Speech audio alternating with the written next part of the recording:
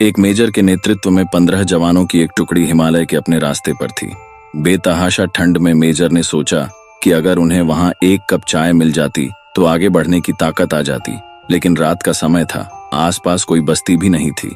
1 घंटे चढ़ाई के पश्चात उन्हें एक जर्जर चाय की दुकान दिखाई दी, लेकिन उस पर ताला था।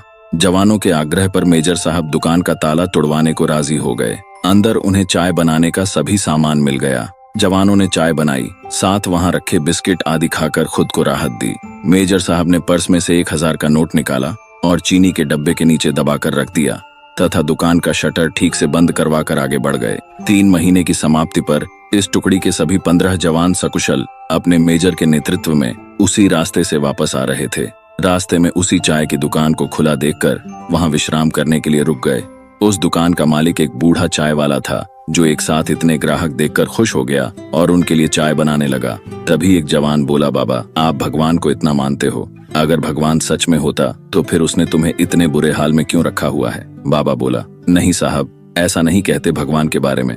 भगवान तो है और सच में है, मैंने देखा है। आखिरी वाक्य सुनकर सभी जवान कौतूहल से बूढ़े की ओर देखने लगे। बूढ़ा बोला, साहब, मैं बहुत मुसीबत में था।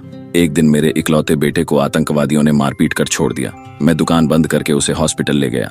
मैं बहुत तंगी में था साहब, और आतंकवादियों के डर से किसी ने उधार भी नहीं दिया। मेरे पास दवाइयों के पैसे भी नहीं थे। उस रात साहब मैं बहुत रोया और मैंने भगवान से प्रार्थना की और मदद मांगी, और साहब उसी रात भगवान मेरी दुकान में खुद आए। मैं सुबह अपनी दुकान पर पहुंचा तो ताला टूटा देखकर मुझे लगा कि मेरे पास जो कुछ भी थोड़ा बहुत था वो भी सब लुट गया।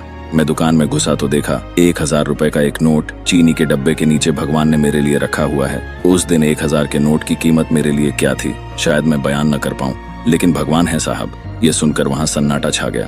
15 जोड़ी आंखें मेजर की तरफ देख रही थीं।